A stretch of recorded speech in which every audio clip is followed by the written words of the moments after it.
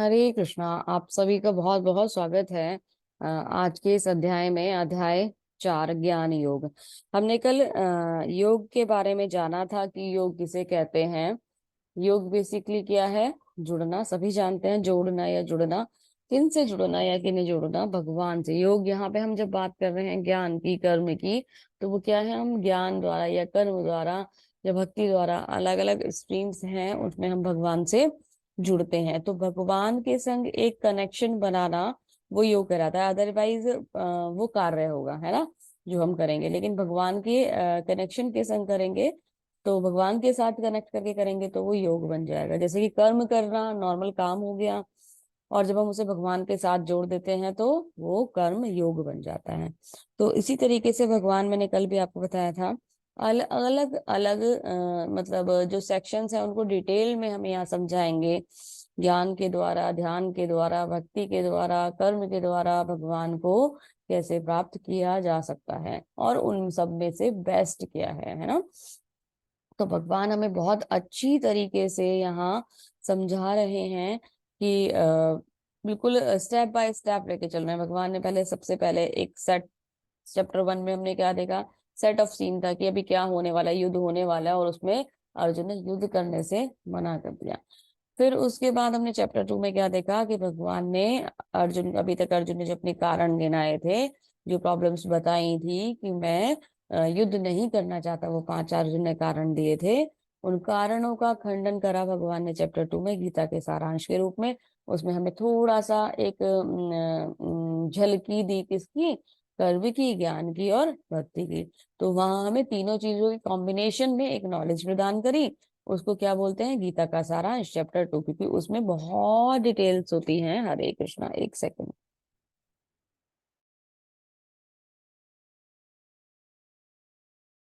हरे कृष्णा।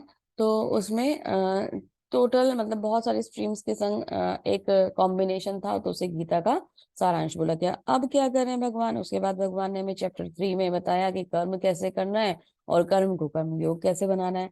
अभी आगे चैप्टर 4 है, तो इस तरीके से चैप्टर्स आगे बढ़ते जाएंगे। और अभी तक हम जो एक मिश्रित, हमने चैप्टर 2 में जाना था कि कंबाइंड, मतलब एक तरीके से सब अध्यायों का थोड़ा थोड़ा हम उसमें जान पाए थे, सब टॉपिक्स को थोड़ा थोड़ा जान पाए थे। अभी वो टॉपिक्स इन डिटेल भगवान हमें सेपरेटली समझा रहे हैं कि क्या कार्य किस तरीके से करना बेहतर होता है, और उन सब में से सबसे बेहतर क्या होने वाला है। तो कल हमने कर्म समझा था, आज हम योग के बारे में चर्चा करेंगे। तो ज्ञान, सॉरी, योग की नहीं, ज्ञान योग के बारे में चर्चा करेंगे। तो ज्ञान योग को चलिए समझने की कोशिश करते हैं, भगवान ने इसमें कौन सा रहस्य हमारे लिए छुपाया हुआ है। हरे कृष्णा।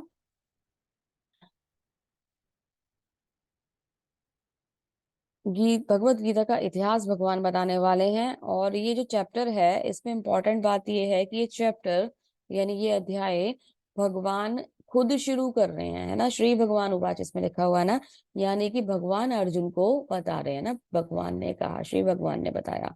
तो यहाँ भगवान ने बताया। अभी तक चैप्टर्स में क्या हो रहा था? अर्जुन अपने आप क्वेश्चन पूछते थे और भगवान उसको रिप्लाई करते थे। यहाँ तो भगवान स्वयं बोल रहे हैं, मतलब अर्जुन ने तो कुछ पूछा ही नहीं, तो भगवान स्वयं बोल रहे हैं। यानी कि इट इज वेरी इंपॉर्टेंट, जब बिना बताए, बिना पूछे कोई बात बताई जा रही है, भगवान उसे बता रहे हैं, तो यानी कि वो बहुत महत्व रखती है कि अर्जुन ने पूछा ही नहीं। अर्जुन तो अपने हिसाब से प्रश्न पूछ रहे हैं, पर भगवान को तो अपने हिसाब से ज्ञान देना है। भगवान तो वो हर चीज हमें बताएंगे जो हमारे लिए सबसे ज्यादा उत्तम है। तो उन्हें, भगवान को तो पूरा कंटेंट डिलीवर करना है ना, एक तरीके से हमारे लिए। तो उसमें से जितना भी इंपॉर्टेंट होता है वो भगवान स्वयं, जो भगवान स्वयं बताना शुरू कर रहे हैं, ये समझ लीजिए बहुत ज्यादा इंपॉर्टेंट है। यहाँ अर्जुन का कोई क्वेश्चन नहीं है, और अर्जुन के बिना बताए भगवान ने यहाँ पर प्रवचन किया है, तो इम्पोर्टेंट चैप्टर हो जाता है। ठीक है, चलिए जानते हैं इसमें और क्या है आगे। श्री भगवान उवाच इमं विवस्वते योगं प्रोक्तवानम हम अव्ययम विवस्वान मनवे प्राह मनोरिक्ष्वाके ब्रवीत। भगवान, श्री भगवान ने कहा, मैंने इस अमर योग विद्या का उपदेश सूर्य देव विवस्वान को दिया, और विवस्वान ने मनुष्यों के पिता मनु को उपदेश दिया, और मनु ने इसका उपदेश इक्ष्वाकु को दिया। मतलब कि बात ये है, ये जो भगवत गीता मैं अर्जुन तुम्हें आज बता रहा हूँ, ये भगवत गीता तो मैंने एक बार पहले सूर्यदेव विवस्वान को यानी सूर्य भगवान को और उनसे उन्होंने मनुष्य के पिता मनु जो हमारे जो पिता हैं, हम जब हमारा जो जनरेशन शुरू हुई है वो मनुओं से शुरू हुई है। ऐसा साइंस कहता है ना कि हमारी जनरेशन बंदरों से शुरू हुई है, वो कन्वर्ट हो गए इंसान में। लेकिन भगवत गीता क्या कहती है, हम तो डायरेक्ट मनुष्य से आए हैं। मनुष्य हमारे पिता कौन है, मनु। तो मनुष्य के पिता मनु को उपदेश दिया और उन्होंने इक्ष्वाकु एक महाराज को उपदेश दिया। इक्ष्वाकु कौन थे, भगवान श्री राम के वंशज थे। तो इस तरीके से ये ज्ञान जो था पहले भी धरती पर आ चुका है ना। पहली बार भगवान ये ज्ञान नहीं दे रहे हैं। ठीक है, आगे भगवान क्या कहते हैं, एवं परंपरा प्राप्तिम राज ऋषियो विदु स कालिने महता योगे नष्टः परंतपः।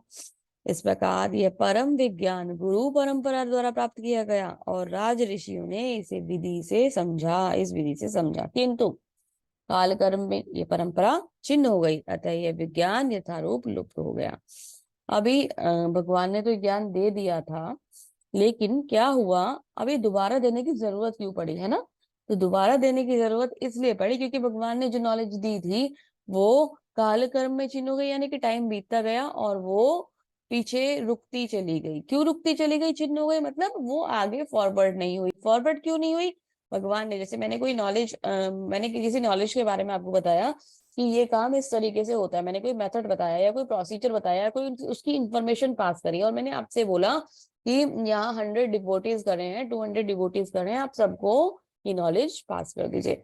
तो क्या होगा कि अगर बीच में से चेन ब्रेक हो जाएगी, किसी एक व्यक्ति ने उस बात को सुन लिया और आगे वाले को नहीं बताया, तो क्या होगा, तो ये होगा कि वो उसे फॉलो नहीं करेगा। फॉलो नहीं करेगा तो वो जो इन्फॉर्मेशन थी वो वहीं रुक जाएगी और सब तक नहीं पहुंच पाएगी। तो इसे जनरेशन टू जनरेशन फॉलो करना था, है ना, और इसका फॉलो होना बंद हो गया, इसलिए वो परंपरा छिन्न हो गई। तो अभी क्या है कि जो बताई हुई बात थी वो बता तो दी गई थी, सेम एज इट इज उसी समय पे बताई थी, लेकिन उसका फॉलो होना बंद हो गया, तो वो वहीं पर ब्रेक हो गया, है ना। वो इन्फॉर्मेशन आगे सब तक फॉरवर्ड नहीं हो पाई, इसलिए आवश्यकता पड़ रही है कि भगवान आज फिर से अर्जुन को ये ज्ञान दे रहे हैं। अच्छा चलिए अभी जानते हैं कि भगवान ने जो ये ज्ञान दिया था, किन किन को दिया था, कौन कौन सी परंपराओं को दी, परंपराएं चलाई थी। तो भगवान ने जो अपनी जो इन्फॉर्मेशन पास करते हैं वो 4 लोगों के द्वारा भगवान ने करी थी। जैसे कि भगवान ने लॉर्ड ब्रह्मा जी को भी ज्ञान दिया था, वेदों का सारा ज्ञान भगवान ने ब्रह्मा जी से को भगवान से ही मिला है। श्री लक्ष्मी माता को भी भगवान ने ज्ञान दिया था, लॉर्ड शिवा को भी दिया था और 4 कुमारों को भी दिया था। तो वहां से क्या हुआ कि ये जो है ना ज्ञान, ये 4 और नीचे लोगों तक फॉरवर्ड होना शुरू हुआ। तो ब्रह्मा जी ने मध्वाचार्य जी को दिया, श्री लक्ष्मी माता ने रामानुजाचार्य जी को दिया, शिव भगवान ने विष्णु स्वामी जी को दिया और कुमारों ने किनेरिया निम्बिकाचार्य जी को दिया। तो इस तरीके से एक अलग अलग परंपराएं शुरू हो गई, अलग अलग गुरु परंपरा या अलग अलग परंपरा शुरू हो गई। जैसे कि ब्रह्मा जी की जो परंपरा है उसे गौड़ीय वैष्णव मध्वाचार्य परंपरा बोला जाता है या गौड़ीय वैष्णव परंपरा बोला जाता है। श्री लक्ष्मी जी की परंपरा को श्री परंपरा बोला जाता है ना। ऐसे शिव जी की परंपरा को शैव परंपरा बोला जाता है, कुमार परंपरा बोला जाता है आगे।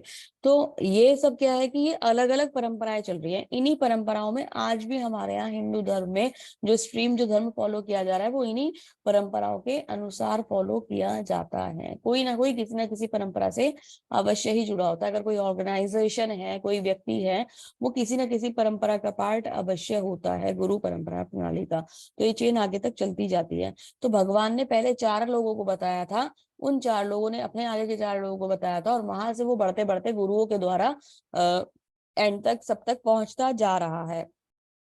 इस्कॉन जो है वो ब्रह्म गौड़ीय मध्वाचार्य परंपरा में, मध्व परंपरा में आता है। इस्कॉन जो फॉलो करता है वो फर्स्ट वाली परंपरा को फॉलो करता है।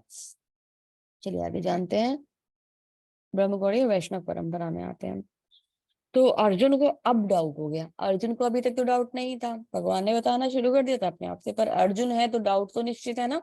तो अर्जुन को क्या डाउट हुआ कि ये हो कैसे सकता है भगवान, ये आपने सूर्य भगवान को ज्ञान दिया, ये तो पॉसिबल ही नहीं है, ये कैसे हो सकता है भाई, आप तो मेरे साथ खड़े हो, मेरे साथ के हो, इतने छोटे से थे आप, जितना छोटा मैं था, तभी तो हम लोग साथ साथ बड़े हुए हैं, हम लोग खेले हैं, हम लोगों ने सारी चीजें करी हैं एक साथ। अभी कैसे पॉसिबल हो गया, आप तब कहाँ आ गए थे भाई, आप तो यहीं मेरे साथ हो। तो अर्जुन को डाउट हो गया। अर्जुन ने क्या करा, भगवान से मतलब पूछना शुरू करेगा। अब अर्जुन ने एक अपना डाउट जो था वो भेज दिया। तो यहाँ थोड़ा सा हम जानेंगे टाइम का जो पीरियड चलता है वो किस तरीके से चलता है उसके बारे में। तो हमारे यहाँ 4 युग होते हैं, है ना, जो काल है वो डिवाइड करा गया युगों में। तो कौन कौन से युग होते हैं, सतयुग, त्रेता, द्वापर और कलयुग। तो सतयुग जो होता है वो 17,1.728 मिलियन का होता है ना, ईयर्स का होता है। और त्रेता जो होता है 1.296 मिलियन ईयर्स का होता है। या तो द्वापर जो होता है वो 8,64,000 ईयर्स का होता है ना, 8,64,000 वर्ष द्वापर के अंदर होते हैं। और कलयुग जो होता है वो कितना होता है, वो 4,32,000 ईयर का होता है। तो कलयुग की जो एज होती है वो क्या होती है, 4,32,000, 4,32,000 ईयर्स। करंटली कलयुग के 5,000 वर्ष पास हो चुके हैं। हम जो जिस कलयुग में हम जी रहे हैं, कलयुग चल रहा है ना अभी, तो ये जो कलयुग है इसके 5,000 वर्ष बीत चुके हैं। ठीक है, 5,000 वर्ष पूर्व भगवत गीता का ज्ञान द्वापर में भगवान ने किसे दिया था, अर्जुन को दिया था, क्योंकि भगवत गीता तो 5,000 वर्ष पहले आई थी दूसरी बार। तो अब जब ये 4 युग मिलते हैं तो इन चारों युगों को मिलाकर एक दिव्य युग बनता है। जो 4 युगों का टाइम है, जब इसे मिला लिया जाता है, ज्वाइन कर दिया जाता है इसको, सॉरी ऐड कर दिया जाता है इसको, तो हम इसे क्या कहते हैं, ये एक दिव्य युग बन जाता है। अभी 4 अलग अलग युग जब जुड़ेंगे तो क्या बन जाएंगे, एक दिव्य युग। ठीक है, इन 4 युगों को मिलाकर एक दिव्य युग बन गया। दिव्य ऐसे 71 दिव्य युग जो होते हैं ना, 71 दिव्य युग, जिसमें 4 युग 71 टाइम रिपीट हो चुके हैं। 4 युग का जो चक्र है वो 71 टाइम रिपीट हो चुका है। ऐसे 71 चक्रों को जब मिला दिया जाता है तो वो एक मनवंतर बनता है। 71 टाइम जब 4 बार वो युग होके चले जाएंगे तो वो एक मनवंतर कहलाता है, जिसमें मनु आते हैं। ठीक है, उसके बाद जब ये मनवंतर है ना, ये मनवंतर जो होते हैं आगे बढ़ते हैं, इसमें क्या होता है, कल्प, इससे कल्प बनता है। कल्प कैसे बनता है, 4.2 बिलियन ईयर्स, 14 मनवंतर, जब 14 मनवंतर पास हो जाते हैं, इनके बीच में संध्याएं आती है। संध्याएं क्या होती है, 15 संध्याएं आती है। यानी कि एक मनवंतर से दूसरे मनवंतर के बीच का एक छोटा सा टाइम पीरियड का गैप होता है, तो उसे संध्या कहते हैं। तो 14 मनवंतर जब पास होते हैं, 14 मनवंतर और 15 संध्या, यानी कि 15 गैप्स जब पास होते हैं तो एक कल्प बनता है। ठीक है, और कल्प क्या होता है, कल्प से बनती है ब्रह्मा जी की आयु। कल्प से बनती है ब्रह्मा जी की लाइफ।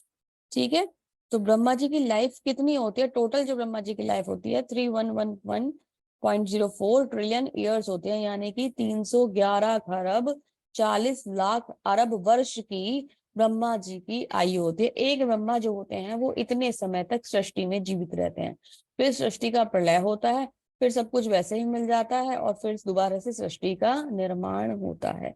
तो ब्रह्मा भी जो है ना वो एक टाइम तक ही रहते हैं, क्योंकि ब्रह्मा भी सबसे उच्च जीव हैं, ब्रह्मा सबसे प्रथम जीव हैं सृष्टि के। ब्रह्मा को हम मतलब वो देवता हैं, वो एक तरीके से दैवीय शक्ति है, पर है वो जीव ही, है ना। उनका भी जन्म और मरण मृत्यु जो है वो होता है ना। लेकिन ये अलग बात है कि वो ये वाले पृथ्वी पर जन्म नहीं लेते, उनका अपना एक लोक है। तो ब्रह्मा वहां जो होते हैं ना स्थित होते हैं।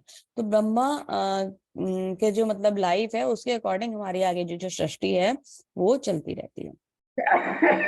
हरे कृष्णा बाबा। इस तरीके से ब्रह्मा जी के जो है ना 50 साल पूरे हो गए हैं अभी तक, 6 मनवंतर खत्म हो चुके हैं अभी तक। ये वाला जो पीरियड चल रहा है, 4 युगों के 27 चक्र चल रहे हैं, सतयुग त्रेता द्वापर की लाइफ चल रही है, और कलयुग में समय बीत गया है 5,117 ईयर्स, है ना। 5,117 ईयर्स कलयुग के बीत चुके हैं ब्रह्मा के जीवन के हिसाब से।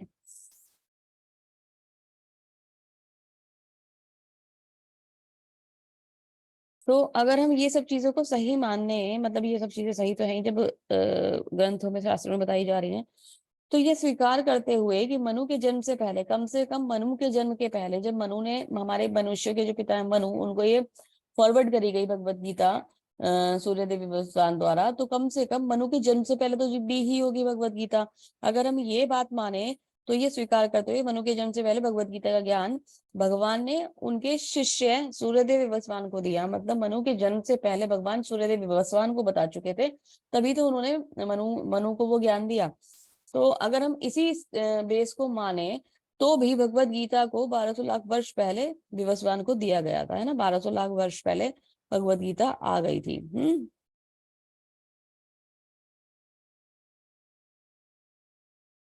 तो इस तरीके से अगर देखा जाए तो जो एक कंक्लूडेड एक वो निकल के आता है, अमाउंट निकल के आता है। तो एक मतलब ये समझ लीजिए 1200 लाख वर्ष पहले भगवत गीता आ चुकी थी, कहाँ, सृष्टि में। ठीक है। अभी बात यह है कि भगवत गीता पहले आ चुकी थी, अभी दोबारा भगवत गीता को भगवान यहाँ भेज रहे हैं। ठीक है। ब्रह्मा का एक दिन जो होता है वो 8,640,000 ईयर्स का होता है। ब्रह्मा का जो एक घंटा होता है वो 3,60,000 ईयर्स का होता है। ब्रह्मा का एक मिनट जो होता है 6 लाख ईयर्स का होता है। ब्रह्मा का एक सेकंड जो होता है 1,00,000 ईयर्स, 1,00,000 ईयर्स का ब्रह्मा का एक सेकंड होता है।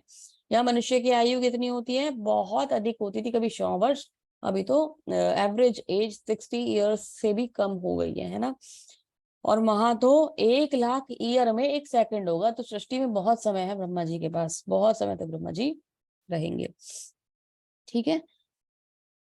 तो इस तरीके से हम जानते हैं कि सृष्टि की रचना कैसे होती है, वो चलती कैसे है। अभी यहाँ क्या है, यहाँ डिटेल है ना। तो हम जिस परंपरा में आते हैं, मध्वाचार्य वैष्णव परंपरा में, गौड़ीय वैष्णव मध्वाचार्य परंपरा में, इसमें भगवान श्री कृष्ण से जो मतलब मतलब इसमें हम जिस परंपरा में आ रहे हैं, यहाँ जो भगवान से नॉलेज आई है वो गुरु परंपरा द्वारा कैसे मिली है। तो वो गुरु परंपरा द्वारा इस लिस्ट, ये जो लिस्ट आपको दिख रही है 32 गुरु हमारे इसमें आते हैं, उनसे वन बाय वन ट्रांसफर हुई। भगवान श्री कृष्ण ने इसे शुरू करा, कृष्ण से ब्रह्मा, ब्रह्मा से नारद, नारद से व्यास जी, व्यास जी से मध्वाचार्य जी, ऐसे चलते चलते चलते चलते ये कहाँ तक आई, ये लिस्ट पहुंची श्रीला प्रभुपाद तक, एसी भक्ति वेदांत स्वामी श्रीला प्रभुपाद तक। तो श्रीला प्रभुपाद तक ये लिस्ट आई, यानी कि मतलब जो है ना, ऐसे इस सीरीज में हमारे गुरु आए हैं और वन बाय वन आते रहे, और वो जो नॉलेज कृष्ण भगवान से मिल रही है तो वो नॉलेज एक दूसरे को ट्रांसफर करते रहे, और श्रीला प्रभुपाद जी ने अब उस नॉलेज को हम सबके लिए ओपन करा है। तो आप ये देखिए कि इसीलिए Bhagavad Gita as it is है, क्योंकि भगवान ने जैसे बताया था। गुरु परंपरा का फायदा क्या होता है और मतलब क्या होता है, ये जो प्रामाणिक गुरु परंपरा होती है, इसमें ज्ञान को वैसे ही फॉरवर्ड किया जाता है जैसे उनके गुरु उन्हें बता रहे हैं। उनके गुरु ने उनके गुरु से वैसे सीखा, तो पीछे पीछे पीछे से जैसे ही चलता आ रहा है वैसे का वैसा ही एज इट इज वो फॉरवर्ड किया जाता है। उसमें गुरु अपनी मर्जी से कोई भी चेंज नहीं करते हैं। तो क्योंकि ये जो भगवत गीता है, इसको एज इट इज, या कोई भी नॉलेज प्रभु ने जो प्रभुपाद जी को जो मिली है उनके गुरु से, वो एज इट इज वैसी है जैसे कृष्णा से मिली है। तो इसलिए Bhagavad Gita as it is इसे बोला जाता है जैसे श्री कृष्ण ने बोली थी। इसमें कुछ भी प्रभुपाद जी ने अपनी तरफ से एड ऑन नहीं किया, सेम वैसा का वैसा ही हमारे लिए लाके रख दिया। तो इसे पढ़ना या इसे सुनना ऐसा है जैसे हम कृष्ण भगवान से इसे सुन रहे हैं। तो वैसी की वैसी ही एज इट इज नॉलेज हमें यहाँ मिलती जा रही है। ठीक है। ये तो हम बहुत धन्य हैं कि हम इस युग में हैं कि हमें हमें गुरु मिले श्रील प्रभुपाद जी जैसे, और उन्होंने हमें ग्रंथ दे दिए और उन्हें इतना इजी कर दिया, जिन्हें हम पढ़ रहे हैं, समझ रहे हैं, और प्लेटफॉर्म बना दिया इस्कॉन जैसा। वरना तो मतलब आप ये समझ लीजिए बहुत कम लोग भगवत गीता को ही पढ़ पाते थे। लोगों के घर में ना सालों सालों तक भगवत गीता रखी रहती है और वो उसे कभी एक पेज भी ओपन करके नहीं देखते। ओपन कर भी लेंगे तो वैसे नहीं समझेंगे जैसे समझना है, क्योंकि उन्हें तो पता ही नहीं है। तो ये तो एक गुरु ही हमें समझा सकते हैं। चलिए, अब ये डाउट तो क्लियर हो गया कि भगवत गीता पहले कैसे आई, क्यों आई। अब कुछ और चीजें हैं जो हमें जाननी जरूरी है, क्योंकि ये क्या है, ज्ञान योग। तो इसमें भगवान से रिलेटेड सारी चीजों की हमें इन्फॉर्मेशन मिलेगी। तो बात क्या है कि कृष्ण का अवतरण कैसे होता है ना। तो पहली बात तो ये, मैं आप सब लोगों को करेक्ट कर दूं कि हम सब जो कहते हैं ना, भगवान कृष्ण ने जन्म लिया, भगवान कृष्ण ने जन्म लिया, जन्माष्टमी भी मनाई जाती है ना, तो वो एक्चुअली क्या है, वो अवतरण है, प्राकट्य है ना। हम बोल देते हैं जन्माष्टमी, वो एक अलग चीज हो गई, लेकिन भगवान कभी भी जन्म नहीं लेते, क्योंकि कौन है भगवान, भगवान अजन्मा है। भगवान का प्राकट्य होता है, भगवान का अवतरण होता है, क्योंकि भगवान हम जैसे साधारण मनुष्य नहीं है। तो ये बात जाननी बहुत जरूरी है। आगे चलिए जानते हैं। अजोऽपि सन् वयात्मा भूतान नामीश्वरोऽपि सन् प्रकृति स्वामिदिष्टाय संभवाय आत्मया आत्मा मया। सत यद्यपि मैं अजन्मा तथा अविनाशी हूँ, और यद्यपि मैं समस्त जीवों का स्वामी हूँ, तो भी प्रत्येक युग में मैं अपने दिव्य रूप में प्रकट होता हूँ।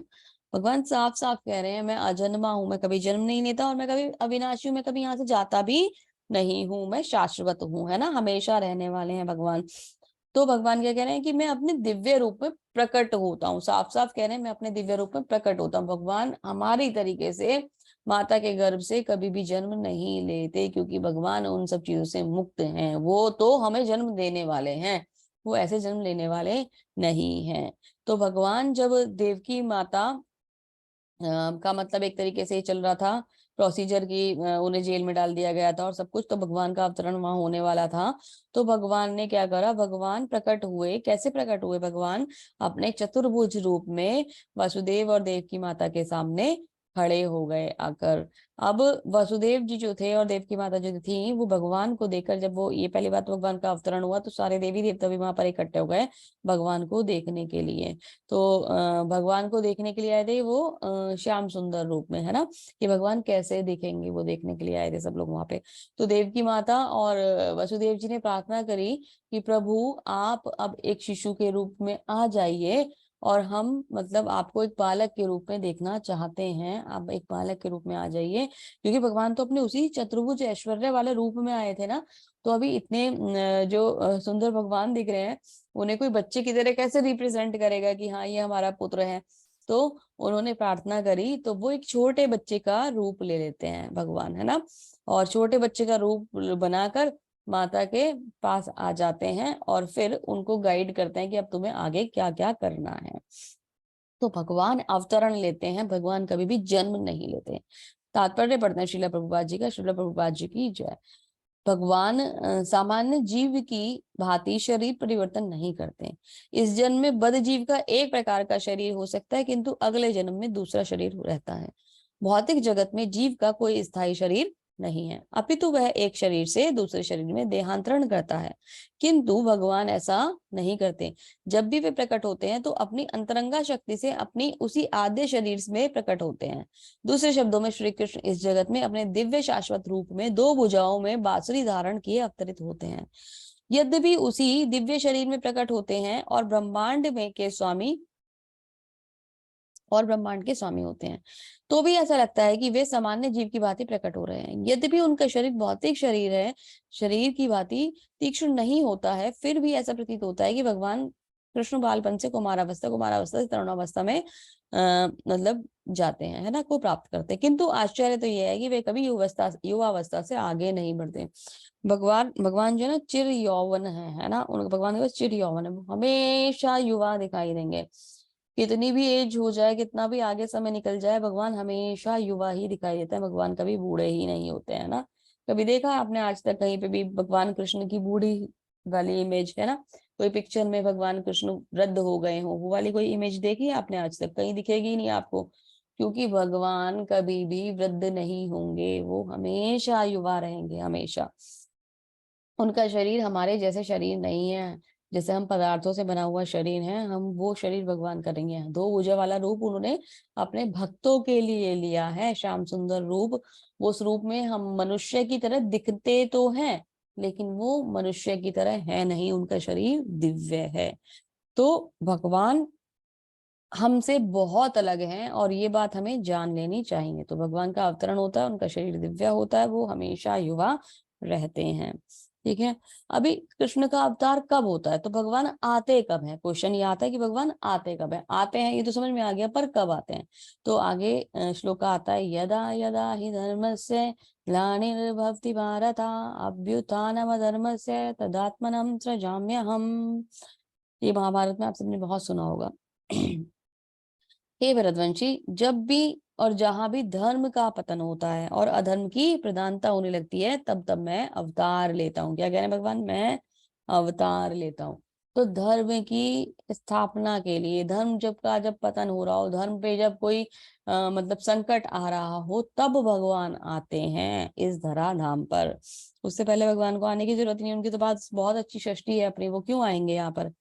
अब कृष्ण का अवतरण होता क्यों है, तो आते क्यों है, धर्म पतन हो रहा है वो बात तो सही हो रहा है, उस समय पे आते हैं, पर क्यों आते हैं, कारण क्या है, रीजन है क्या मेन, कि वो आते किस लिए हैं, कौन सी ऐसी वजह है कि उन्हें इस जगत में आना पड़ता है, तो वो पूरी डिटेल्स बताने हैं। परित्राणाय च साधूनाम विनाशाय च दुष्कृताम धर्म संस्थापनार्थाय संभवामि युगे युगे।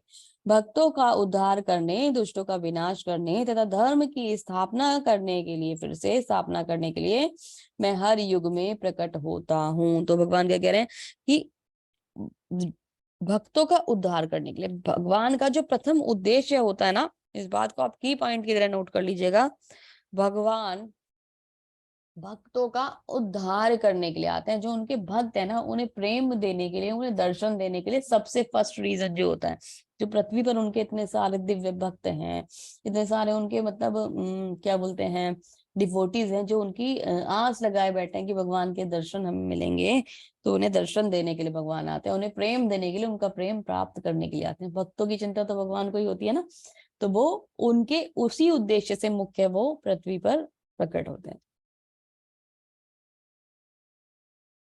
दूसरा कारण क्या है?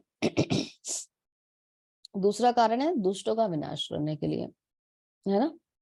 दूसरा कारण ये नहीं है, दूसरा कारण है धर्म की स्थापना करने के लिए। सबसे तीसरा कारण है दुष्टों का विनाश करने के लिए। दुष्टों को तो भगवान ऐसे ही सोचने मात्र से भी समाप्त कर सकते हैं। भगवान को किसी भी प्रैक्टिकल करके दिखाने की आवश्यकता नहीं है कि मैं इन्हें मार सकता हूँ, देखो मेरी ताकत कितनी है। भगवान जब चाहे जहां चाहे अच्छा करेंगे ना, मन में वो कार्य हो जाएगा, क्योंकि भगवान की जो इच्छा होती है वो निश्चित ही पूरी होती है। हमारी निश्चय हमारे सोचे हुए काम कभी वैसे पूरे नहीं होते जैसे हम चाहते हैं। उसमें बहुत विघ्न आते हैं, बहुत बाधाएं आती हैं, और फिर भगवान की कृपा के बिना पूरे नहीं हो पाते। पर भगवान के सोचे हुए कार्य को कोई रोक नहीं सकता। जो भगवान ने सोच लिया, भगवान वो कर सकते हैं, इमीडिएटली कर सकते हैं, जब चाहे तब कर सकते हैं। तो भगवान आते किस लिए हैं, भगवान का आने का प्रथम उद्देश्य भक्तों का उद्धार होता है, फिर धर्म की स्थापना होती है, फिर क्या होता है, फिर दुष्टों का संहार होता है। दुष्ट तो वो ऐसे सोचने मात्र से ही खत्म कर सकते हैं, उन्हें आवश्यकता नहीं है यहाँ के उन लोगों को मारने की। वो तो एग्जाम्पल सेट करने के लिए, लीलाएं दिखाने के लिए, है ना। उनका भी तो मन करता है कि मैं भी कुछ लीला करूं, है ना। तो वो लीलाएं दिखाने के लिए यहाँ पर आते हैं, है ना। अभी कृष्ण को जानने के लाभ क्या है, अगर हम भगवान को जानते हैं, भगवान के बारे में सुनते हैं, तो हमें उससे इंफॉर्मेशन, मतलब हमें उनसे बेनिफिट क्या होने वाला है। तो देखो कितना सुंदर चैप्टर चल रहा है ना, भगवान हर चीज धीरे धीरे कितनी स्पष्ट और कितनी क्लियर बताते जा रहे हैं, और यही ज्ञान है ना। तो भगवान क्या बता रहे हैं, जन्म कर्म च मे दिव्यमेव योति यो वेति तत्वतः त्वैकत्वादेहं पुनर्जन्म नोति नेति मामेति सो अर्जुनः। हे अर्जुन, जो मेरे आविर्भाव तथा कर्मों की दिव्य प्रकृति को जानता है, वह इस शरीर को छोड़ने पर इस भौतिक संसार में पुनः जन्म नहीं लेता है, अभी तो मेरे सनातन धाम को प्राप्त होता है। तो भगवान क्या कह रहे हैं, ये बात अगर आप मान लेते हो कि भगवान दिव्य हैं, भगवान अनादि हैं, भगवान शाश्वत हैं, भगवान क्यों आते हैं, भगवान कैसे आते हैं, भगवान कब आते हैं, जब ये इन्फॉर्मेशन हम कलेक्ट कर लेते हैं और इस बात पे बिलीव करते हैं और भगवान की भक्ति में लग जाते हैं, तो क्या होगा, हम वो जो जन्म मृत्यु का चक्र है उससे बच जाएंगे। हम इस जन्म मृत्यु जरा व्याधि में नहीं पड़ेंगे, हम बहुत ही ज्यादा आनंद प्राप्त करेंगे, किनके संग, अपने भगवान के संग, भगवान के धाम में। तो एक व्यक्ति जो भगवान की इस बात को मानता है कि भगवान जो कह रहे हैं वो बिल्कुल सही है और इस तरीके का भगवान का स्वरूप नहीं है, और उसके बाद भगवान की शरणागत होता है, तो क्या होता है, भगवान के दिव्य धाम को प्राप्त करता है और भगवान से रिलेटेड सारी इंफॉर्मेशन उसके पास है, तो दिव्य ज्ञान है। तो इसलिए हमें ये लाभ है कि हम अगर कृष्ण को जानेंगे तो हम बार बार इस पृथ्वी पर जन्म ही नहीं लेंगे, हम टेंशन फ्री हो जाएंगे। क्योंकि जितनी जितना कष्टकारी जन्म होता है उतनी ही कष्टकारी मृत्यु भी होती है। अब जन्म तो हमें पता है ना, कि एक्चुअली हमें किसी को आइडिया ही नहीं है। जब बच्चा जो होता है वो माता के गर्भ में होता है ना, तो वो 9 महीने वहां पर भी बहुत ज्यादा कष्ट झेलता है ना, और भगवान से प्रार्थनाएं करता है। भागवतम में आपको ये प्रार्थनाएं मिलेंगी कि मैं क्यों इस संसार में आ रहा हूँ, मैं क्यों यहाँ फंस गया, मुझे तो आना ही नहीं चाहिए था, हे भगवान मुझसे कौन सी गलती हुई थी कि मैं यहाँ फंसा हुआ हूँ। बहुत उसे परेशानी होती है। हम सब तो यहाँ सेलिब्रेशंस कर रहे होते हैं ना कि हाँ बेबी आने वाला है, लेकिन वहां क्या होता है, वहां वो जो जीव है वो बहुत कष्ट में होता है और भगवान को याद कर रहा होता है, ठीक है। लेकिन वो सब जो उसकी मेमोरी है और वो जो परेशानी है वो तब तक होती है जब तक उसका जन्म नहीं होता। जैसे ही उसका जन्म होता है और इस पृथ्वी पर आता है, भगवान उसे जन्म मतलब उसका प्रोसेस पूरा होता है और वो यहाँ पे आ जाता है, जन्म ले लेता है, तुरंत से ही वो किसी ना किसी गुण में बंध जाता है, और गुण में बंधने से उसका जो पीछे की मेमोरी थी वो फ्लैश आउट हो जाती है, वो निकल जाती है, और वो जो सोच रहा था, भगवान से प्रार्थनाएं कर रहा था, वो तो सब वहीं छूट जाता है, और आगे आके इन तीनों गुणों के बंधन में बंध जाता है और उस अकॉर्डिंग एक्ट करना शुरू कर देता है और कर्म करना शुरू कर देता है। और कर्म करने से क्या होता है, उसको कर्म बंधन लगता है और उस अकॉर्डिंग उसका जन्म मृत्यु का चक्र फिर से कंटिन्यू हो जाता है। सही कर्म करेगा। हरे कृष्णा हरे कृष्णा।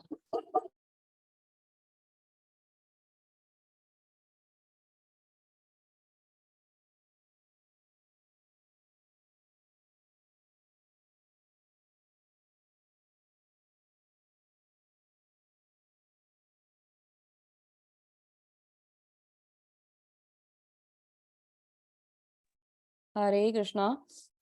सॉरी, तो मैं क्या बता रही थी कि जब वो ये प्रार्थनाएं करता है तो जन्म मृत्यु जरा व्याधि से वो बच जाता है, और वो मतलब जो है, हाँ मैं ही बता रही थी कि वो किसी ना किसी गुण में बनता है और उसमें कर्म बंधन लग जाता है। तो हम ये सोचते हैं कि हम बहुत अच्छा हो रहा है, लेकिन एक्चुअली क्या होता है, वो एक जीवन जो है ना, वो एक मतलब वो कर्मों के बंधन के लिए फिर से तैयार हो चुका होता है। तो ये सारी प्रार्थनाएं, सारी चीजें, इन्फॉर्मेशन में भागवतम में मिलती है। लेकिन अगर कोई व्यक्ति चाहे तो इन सब चीजों से बच सकता है। कैसे बच सकता है? जब वो भगवान के नाम का जप करे, भगवान का ध्यान करे, तो वो इन सब चीजों से बहुत ही अच्छी तरीके से बच सकता है, उसको ये सब परेशानियां बिल्कुल भी नहीं होंगी।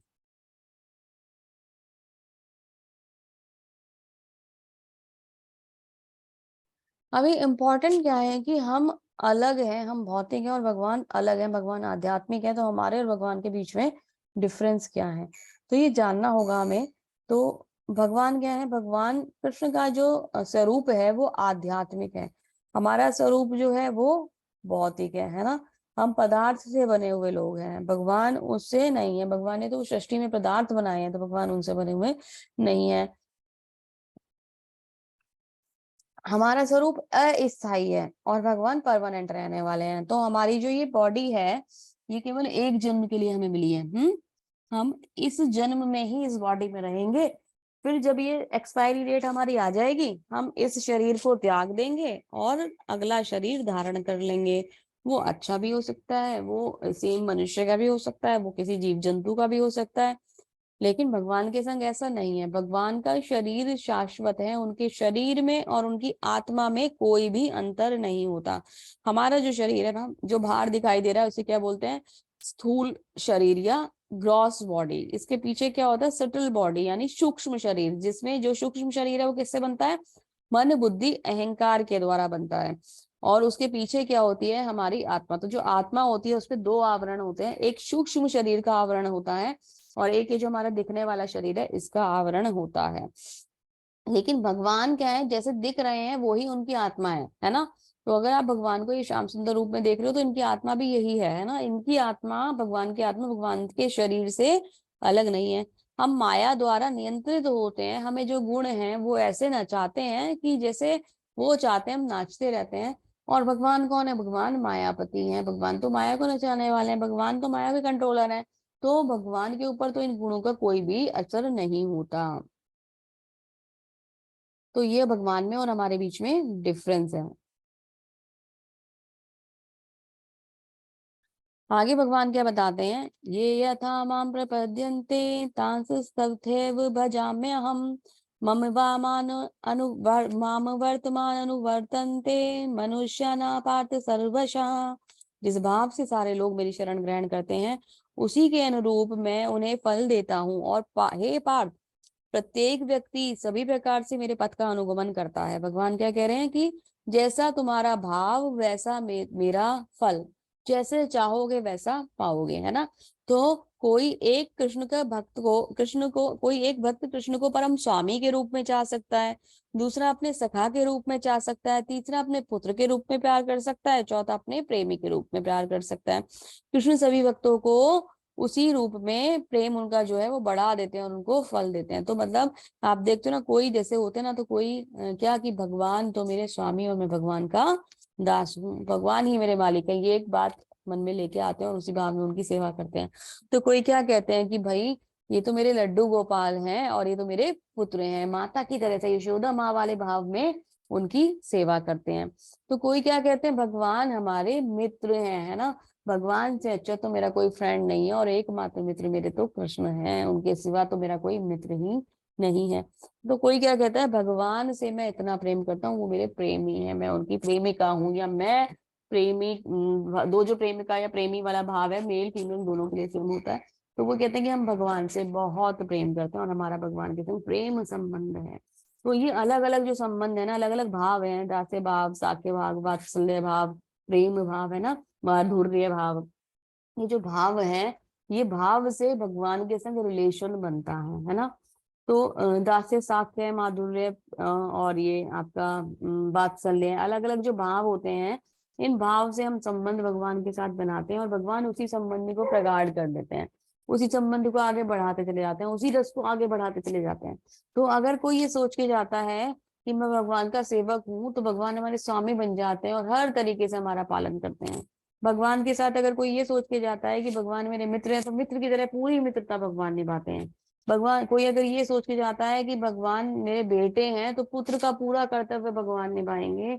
और भगवान, कोई ये सोच के आता है कि भगवान हमारे प्रेमी हैं, मैं भगवान का प्रेमी हूँ, भगवान मेरे प्रेमी हैं, तो भगवान प्रेम का कर्तव्य, जो प्रेम का संबंध होता है, उसे बहुत अच्छी तरीके से आगे अपने भक्त के साथ चलाते हैं। अगर हम एक कदम भगवान कृष्ण की ओर बढ़ाते हैं तो भगवान पता नहीं कितने कदम चल के हमारे पास आ जाते हैं और हमारे साथ हो जाते हैं, और भगवान हमेशा हमारा साथ देते हैं। भगवान तो हमारा साथ कभी छोड़ते ही नहीं है, क्योंकि बेवकूफी तो हमने करी थी, हम भगवान को छोड़कर यहाँ आ गए हैं। भगवान तो हमेशा हमारे साथ रहते हैं, भगवान हमेशा हमें अपना सानिध्य देना चाहते हैं। हम मूर्ख हैं जो हम भगवान की शरण जाना ही नहीं चाहते। तो जिस भाव में हम चाहेंगे भगवान हमें उसी भाव में मिल जाएंगे, जैसा हम चाहेंगे वैसा भाव हमें मिलेगा। आगे क्या कह रहे हैं, इस संसार में मनुष्य सकाम कर्मों में सिद्धि चाहते हैं। इतना सुंदर सुंदर बातें बताई, अब देखिए इसमें आगे क्या होता है। सब कुछ भगवान ने अपने बारे में बताया। अभी की देखिए, इस संसार में मनुष्य सकाम कर्मों में सिद्धि चाहते हैं, फल स्वरूप देवी देवताओं की पूजा करते हैं। निस्संदेह संसार में मनुष्य को सकाम कर्म का फल शीघ्र मिल जाता है, लेकिन लोग क्या है, लोग हैं मूर्ख। मूर्ख क्यों है? क्योंकि उन्हें तो बहुत ही इच्छाएं नहीं खत्म होती। मेरा रिजल्ट आ जाए, मैं पास हो जाऊं, मेरी जॉब लग जाए, मेरी शादी हो जाए, मुझे अच्छा पति मिल जाए, मुझे अच्छी पत्नी मिल जाए, मेरे बच्चे अच्छे हो जाए, मेरे बच्चे का एडमिशन हो जाए, मेरा ये हो जाए, मेरा बिजनेस बढ़िया चल जाए, मेरा ट्रांसफर हो जाए, मेरा ये हो जाए, मेरा वो हो जाए। बस ये लिस्ट जो है जाके चलती रहती है मंदिरों में। और भगवान को जो देवता वहां बैठे रहते होंगे वो सोचते होंगे कि भाई ये क्या है, ये आता है एक लिस्ट थमा के मुझे चला जाता है, ये सीन क्या है इसका, मैं तो पागल ही हो गया हूँ। उसकी लिस्ट पूरी करते करते करते करते कभी खत्म ही नहीं हो रही, जिंदगी बीत गई, जीवन खत्म हो गया, इसकी लिस्ट ही नहीं खत्म हो रही। आज ये कर दो, आज वो कर दो, आज वो कर दो, इसकी तो लिस्ट ही चली जाती है। जो शिव जी हैं, जो माता रानी है, वो तो परेशान हो जाती होंगी। हम ये कभी सोचते ही नहीं कि हम जब भी जाते हैं किसी ना किसी डिमांड के साथ जाते हैं। कुछ नहीं करते तो मेरे घर में सुख शांति बनाए रखना, बस एक यही वर्ड चलता रहता है। मेरे ऊपर दया करना, बस ये वर्ड चलता रहता है। दया करना तो चलो फिर भी सही है, अब मेरे घर में सुख शांति बनाए रखना है ना। सुख का मतलब क्या कि भौतिकता वाला सुख चाहिए मुझे, है ना। तो वो लिस्ट जो है वो चलती रहती है। ये जो लिस्ट है, इस लिस्ट के संग जब भक्ति करी जाती है तो क्या कहा जाता है, इसे सकाम कर्म कहा जाता है, सकाम कर्म। भक्ति तो कर रहे हो पर कर्म किसी फल की इच्छा से कर रहे हो, है ना। ये भक्ति निष्काम नहीं है। तो देवी देवताओं की भक्ति हो रही है, हालांकि देवी देवता तो अपॉइंटी इस चीज के लिए हैं कि वो मतलब सारी जो है फैसिलिटी प्रोवाइड कराएंगे, इस तरीके से फैसिलिटेटर हैं वो आपके लिए। लेकिन अगर हम डिमांडिंग होते जा रहे हैं और इसलिए उनकी पूजा कर रहे हैं, मतलब वो ये क्या हो गया, जैसे कि वो आपको एक तरीके से एक हीरा दे सकते हैं देवी देवता। क्या दे सकते हैं हमें, देवी देवता हमें भगवान की भक्ति दे सकते हैं। हम वहां जाके ये भी तो कह सकते हैं किसी भी देवी देवता से, जैसे कि आप हनुमान जी की शरण जाते हो, कितने उच्च भक्त है हनुमान जी से बड़ा तो कोई भक्ति नहीं है भगवान राम का। तो हम उनसे ये भी तो कह सकते हैं कि हमें भगवान की सेवा दे दीजिए, हमें भगवान की भक्ति दे दीजिए। हम क्या कहते हैं, मेरा ये कर दीजिए, मेरा वो कर दीजिए। हम माता रानी के मंदिर में जाते हैं, ये भी तो कह सकते हैं कि भगवान श्री कृष्ण की भक्ति मुझ में बढ़ा दीजिए, या भगवान की भक्ति मुझे दे दीजिए। ये भी तो कह सकते हैं, या श्रद्धा मेरी बढ़ा दीजिए, अपने चरणों में मेरा ध्यान लगा लीजिए। हम ये तो कहते ही नहीं है। हम क्या कहते हैं, मुझे ये दे दीजिए, मुझे वो दे दीजिए। नहीं कुछ कहते तो ऐसे ही घूम फिर के आ जाते हैं, प्रसाद खा लिया भाई, प्रसाद हम तो बहुत ही टेस्टी मिलता है इस मंदिर में, चलो आज जाके प्रसाद ही खाई जाते हैं, है ना। अरे भंडारा हो रहा है, अभी नवरात्रि चल रही है, भंडारा खाना है भाई, बहुत अच्छा बहुत टेस्टी बनता है, बहुत भंडारे जैसा स्वाद तो कहीं मिलता ही नहीं है। तो हम सब लोग ना इन चीजों में लगे रहते हैं। हम भूल जाते हैं कि परम उद्देश्य क्या है, वो हमें हीरा दे सकते हैं, हीरा। हम क्या कर रहे हैं, टॉफी लेके आ जा रहे हैं, ठीक है।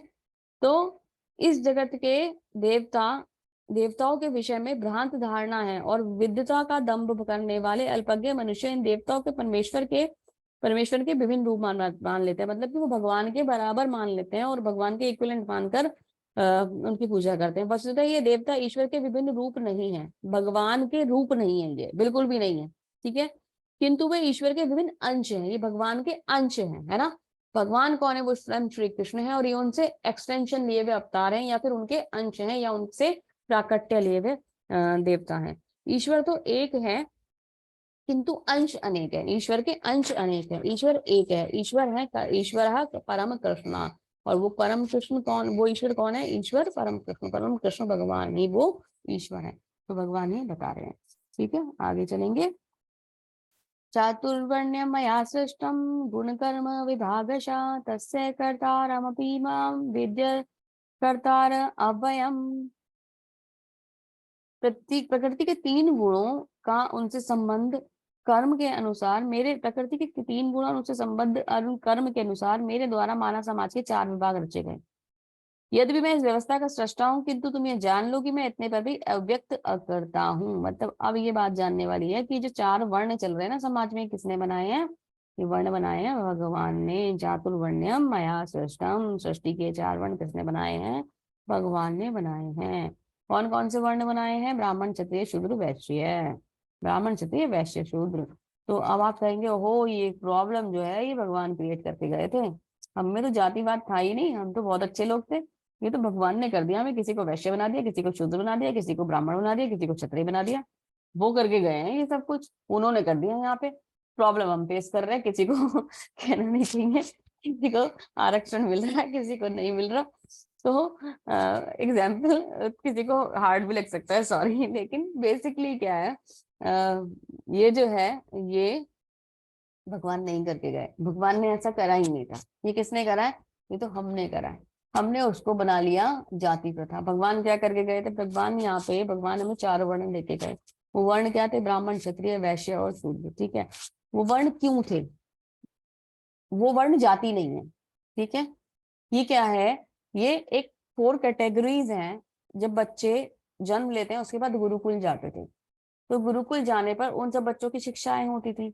शिक्षाएं होने के बाद जो बच्चा ज्ञान में अच्छा होता था, है ना, पूजा पाठ में अच्छा होता था और दूसरों को ज्ञान दे सकता था, उन्हीं गुण के अनुसार उसे ब्राह्मण वर्ग में आगे बढ़ाया जाता था। जो बच्चा डिफेंस में अच्छा होता था उसको क्षत्रिय के कैटेगरी उसमें डाल दिया जाता था, ग्रुप में डाल दिया जाता था। वैसी सैन्य शस्त्रों की शिक्षाएं चलती थी। जो बच्चा खेती में बहुत अच्छा होता था, है ना, और अलग अलग तरीके की चीजों के उसमें बहुत अच्छा होता था, दूसरों के सहयोग करने में, तो उसे वैश्य बना देता था। तो दूसरों की जीविका के लिए साधन इकट्ठे कराना और ये सब चीजें करना वो करता था, है ना, व्यापार वाला जो कॉन्सेप्ट आता है उसमें आता था। और जो बच्चा ऐसा होता था कि वो दूसरों की सेवा बहुत अच्छी कर सकता है, उसका सेवा का भाव इतना सुंदर था कि उससे अच्छा सेवा का भाव किसी के अंदर हो ही नहीं सकता, तो वो शूद्र वाली कैटेगरी में आ जाता था। यहाँ पर ब्राह्मण वैश्य शूद्र क्षत्रिय ये नहीं है, शर्मा जी, वर्मा जी, अग्रवाल जी, गुप्ता जी और ये और वो, ये कुछ भी नहीं था। ठीक है, ये सब क्या था, ये सब तो 4 कैटेगरीज थी जिसमें हमारी क्वालिटी के अकॉर्डिंग बच्चे को भेजा जाता था, वो उसी अकॉर्डिंग उसमें बड़ा होता था और वही गुणों को विकसित कर कर समाज का को एक बैलेंस्ड फॉर्म में रखता था और ये समाज बहुत सुंदर तरीके से आगे चलता था। अब हमने क्या कर दिया, एक व्यक्ति, एक बच्चा जो था वो बड़ा हुआ और वो ब्राह्मण बन गया, उसके घर में संतान का जन्म हुआ और उसने क्या कहा, ये मेरा ब्राह्मण पुत्र हुआ है ना, मेरे बेटे का क्या नाम है, XYZ भारद्वाज, है ना। आगे बनिए कि यहाँ किसी के यहाँ वैश्य के यहाँ कोई बच्चा हुआ, उसने क्या कह दिया कि मेरे यहाँ तो इतना सुंदर बच्चा हुआ है, इसका नाम क्या हो गया, XYZ अग्रवाल, है ना। या फिर ये कोई और भी कुछ भी स्टिम वैश्य, वैश्य लगा देते हैं, चलो ब्राह्मण और वैश्य लगा देते हैं, कास्टेज नहीं ले जाते हैं, ब्राह्मण वैश्य। मतलब इन्होंने क्या करा, क्षत्रिय क्या हुआ तो उसने लगा दिया मेरा बेटा क्षत्रिय है। इन्होंने क्या कर दिया, इन्होंने ये कर दिया कि जो परंपरा सही तरीके से शुरू हुई थी कि वो बच्चे वैसे ही गुरुकुल जाने चाहिए थे, वैसे ही गुरुकुल जाके उनका भी वैसे ही सिस्टम चलना चाहिए था, लेकिन वो परंपरा ब्रेक हो गई। ब्रेक हो गई तो वो कहाँ का ट्रांसफर हो गई, वो ट्रांसफर हो गई फैमिली पे, फैमिली टू फैमिली चेंज होगा जी अब, है ना। ट्रेंड जो चलेगा वो वैसे नहीं चलेगा, कॉलेज स्कूल्स में जब बच्चों को गुरुकुल में भेज के वो चलता था कि बिल्कुल गुणों के हिसाब से उनको डाइवर्ट किया जाएगा, वो नहीं चलेगा। हम तो ऐसे चलाएंगे, मेरा बेटा है ये तो ऐसा, मेरी बेटी है ये तो ऐसी है। वो चला चला के हमने इसे क्या कर दिया, हमने इसे धर्म जाति बंधन बना दिया, जबकि ये था ही नहीं। और हम सब जो हैं, हम सब ये हैं ही नहीं, हम जो बन के अपना सरनेम लगा के घूमते हैं ना, हम वो हैं ही नहीं। हम सब क्या है, कायदे में पूछें तो अगर हम इन सब चारों वर्णों में से देखें तो हम सब इन चारों वर्णों में शूद्र हैं। शूद्र क्यों है, क्योंकि हमारे अंदर सेवा का भाव होता है, और सेवा किसकी करनी होती है, वो सेवा का भाव जो होता है वो होता है भगवान के लिए, साक्षात भगवान की सेवा हमें करनी होती है। उस सेवा के भाव की वजह से हम सब लोग जन्म से शूद्र होते हैं, तो हम सब शूद्र हैं। उसके बाद अलग अलग अगर गुण डेवलप हो जाते हैं तो हम क्षत्रिय ब्राह्मण और वैश्य हो सकते हैं, लेकिन हम सब जन्म से शूद्र हैं। तो अगर कोई ये मानता है कि मैं ब्राह्मण हूँ, मेरा ये सरनेम, मेरा वो सरनेम, तो अपनी दिमाग की जो वो है ना बत्ती को जला लीजिए और इसको बिल्कुल दिमाग से वॉश आउट कर दीजिए कि ये बात हम जो चलाते आ रहे हैं परंपरा, ये हमारे यहाँ चल रही है, और दूसरे को किसी हीन भाव से देखना ये बहुत ही ज्यादा गलत भाव है। ये भेदभाव भगवान ने बनाया ही नहीं था, कितनी क्लियर पॉलिसी भगवान हमें देके गए हैं और हम अपने अकॉर्डिंग चल रहे हैं। हमने जैसा तोड़ा मोड़ा मरोड़ा वैसा उसे प्रस्तुत कर दिया, तो ये हमारे हिसाब से चल रहा है, ये गलत है। आगे देखते हैं। न त्वां कर्माणि लिम्पन्ति न मे कर्मफल हेतु कर्मफले स्पृहा इति मां यो अभिजानाति कर्म निर्भर कर्मभिर्न से बध्यते। मुझ पर किसी भी कर्म का प्रभाव नहीं पड़ता, ना ही मैं कर्मफल की कामना करता हूँ। जो मेरे संबंध है, मैं इस सत्य को जानता हूँ, मेरे संबंध में इस सत्य को जानता है, वह कभी भी मेरे मतलब कर्मों के पाश में नहीं बनता। तो मतलब भगवान ये कह रहे हैं, मैं इस धराधाम पर आता हूँ, मैं हर कार्य करता हूँ, कर्ता के रूप में उस चीज को दिखाता हूँ, और आप सब लोग की लाइफ का भी सारा चैनल मैं ही चला रहा हूँ। लेकिन मैं कभी भी किसी बंधन में नहीं बंधता, मैं कभी भी किसी कर्म में लिप्त नहीं होता, मेरे ऊपर कोई भी कर्म बंधन नहीं लगेगा। कभी भगवान अपने जो सुदामा जो उनके मित्र हैं उनकी सेवा करते हैं शूद्र के रूप में, तो कभी पार्थ के रथ के सारथी बन जाते हैं ना, उसकी सेवा में लग जाते हैं, तो कभी गैया चरा रहे हैं वैश्य के रूप में। तो भगवान ने सारी लीलाएं हमें करके दिखा दी। तो भगवान ब्राह्मण शूद्र वैश्य और क्षत्रिय नहीं हो गए। ब्राह्मण भगवान क्या है, भगवान तो साक्षात भगवान है। ये कर्मों के बंधन हमारे लिए लगेंगे, ये भगवान के लिए नहीं लगेंगे। भगवान तो इन सब चीजों से बहुत ऊपर है, भगवान के ऊपर इनमें से कुछ भी लगता ही नहीं है। क्योंकि आपका एक क्वेश्चन आ सकता है कि माता जी भगवान ने तो गायें चराई थी, तो फिर वो क्या वैश्य हो गए, फिर भगवान ने तो माता जी ये कहते हैं सुदामा जी की सेवा करी थी, चरण धो दिए तो उनके, तो क्या वो शूद्र हो गए, सेवा दे रहे हैं वो तो पार्थ को भी सेवा दे रहे हैं, तो पार्थ सारथी हो गए, वो तो उन्हें भी सेवा दे रहे हैं। तो ये क्वेश्चन आपके माइंड में आ सकता है। तो भगवान साफ साफ स्पष्ट कर रहे हैं, गलती से भी ये मत सोचना कि मैं तुम्हारी तरह बन जाऊंगा, मैं नहीं बनूंगा, मैं तो इन सब चीजों से बहुत ही अलग हूँ। प्राचीन काल में समस्त मुक्त आत्माओं ने मेरी दिव्य प्रकृति को जान करके ही कर्म किया है, अतः तुम्हें चाहिए कि उन्हीं के पद चिन्हों का अनुसरण करते हुए कर्तव्य का पालन करो। हमारे जो गुरुजन हैं, उन लोगों ने जो हमें बताया है, उन्होंने उनसे पहले वाले लोगों ने जो किया है वो सही सिस्टम है, उसको हमें फॉलो करना चाहिए। मनुष्य की दो श्रेणियां हैं, कुछ के मनों में दूषित विचार भरे रहते हैं और कुछ की भौतिक दृष्टि में स्वतंत्र होते हैं। कृष्ण भावनामृत इन दोनों श्रेणियों के व्यक्तियों के लिए समान रूप लाभ से लाभप्रद है। कृष्ण भावनामृत जो है सबके लिए समान है। जिसके मनों में दूषित विचार भरे हुए हैं, उन्हें चाहिए कि भक्ति का अनुष्ठानों का पालन करें और क्रमिक शुद्धिकरण के लिए कृष्ण भावनामृत को ग्रहण करें। जिनके मन पहले से ही ऐसी अशुद्धियों से स्वच्छ हो चुके हैं, वो उन्हें कृष्ण भावनामृत में अग्रसर होते हुए अन्य लोगों को आदर्श कार्यों के अनुसरण कर सके और लाभ उठा सके, उनको प्रेरित करना चाहिए। मतलब बेसिकली प्रभुपाद जी के बता रहे हैं कि दो तरीके के लोग हैं, जिनके मन में द्वेष है या कलमश है या किसी भी तरीके की अशुद्धता है, और दूसरे जिनके में वो नहीं है। दोनों को क्या करना है, दोनों को कृष्ण भावनामृत होना है, कृष्ण भगवान की शरण जाना है, सेवा में लगना है। जो पहले वाला है उसे तो अपनी शुद्धिकरण करना है, और दूसरे वाला जो उसे दूसरों के लाभ के लिए उस कार्य को करना है। तो क्या करना है, ओवरऑल काम एक ही है, भगवान कृष्ण की भक्ति, उसके सिवा दूसरा कोई काम हमारे पास नहीं है और ना होना चाहिए। कर्मण्यो ह्यपि बौद्धवयम बौद्ध अवयम च विकर्मणः अकर्मणश्च बौद्धवयम गहना कर्मणो गति। कर्म की बारीकियों को समझना अत्यंत कठिन है, अतः मनुष्य को चाहिए कि वे ये ठीक से जाने कि कर्म क्या है, विकर्म क्या है और कर्म क्या है। मैंने 3 कैटेगरी बताई थी ना कर्म की आपको, कर्म, अकर्म, विकर्म। तो कर्म क्या होता है, कर्म होता है किसी भी भौतिक इच्छा के लिए जब हम किसी कार्य को करते हैं तो उसे क्या कहते हैं, उसे हम कहते हैं सकाम कर्म या कर्म, है ना।